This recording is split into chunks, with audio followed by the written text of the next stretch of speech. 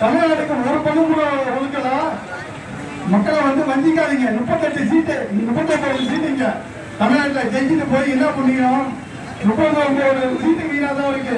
சாப்பாட்டு இடம் என்னமோ நமக்கு வந்து பாத்தீங்கன்னா எம்பி பாத்தீங்கன்னா எம்பியில ஓட்டு போடுறவங்களுக்கு தான் மக்களுக்கு வந்து கிடைக்க வேண்டிய பொருளை வந்து நல்லபடியா கொடுக்கணும். அதுதான் எங்க கோரிக்கை. நாங்க வந்து மக்களுக்காக தான் போராடுறோம், எங்களுக்காக நாங்க போராடல. கண்டிப்பா வந்து இந்த இதை கண்டிப்பா செய்யணும். மொத்தம் நன்றி, வணக்கம். இந்த கண்டன ஆர்ப்பாட்டத்திற்கு எந்த பிரச்சனை கண்டாலும் அது மக்களுக்காக முன்னின்று சேர்க்கும் இயக்கமாகும். நீங்கள் இந்த அரசியலில் ஜனநாயக நாட்டில் ஆளும் கட்சியை தட்டி கேட்பது எதிர்கட்சிகள் தான்.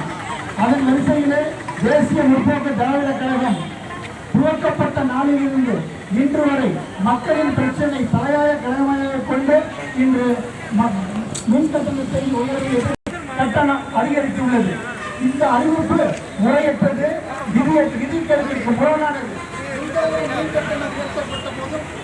எந்த ஒரு மின் கட்டணம் உயர்த்தும் போதும் மக்கள்களா இதனால் 2 மாதங்களுக்கு 1000 யூனிட்டுகள் பெறுவார்கள் என்பதற்கு ஒரு ஆண்டுக்கு 6000 வரை பயன்பெறுவார் என்று சொன்னால் பயன்பெற்றேனா?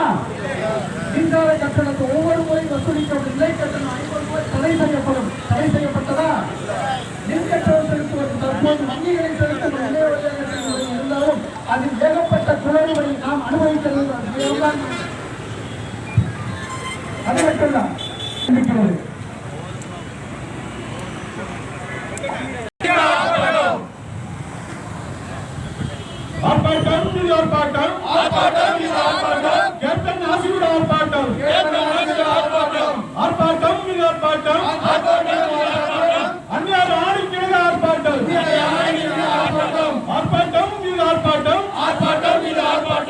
மக்கள் மனதில் எதிர்த்து ஆர்ப்பாட்டம்.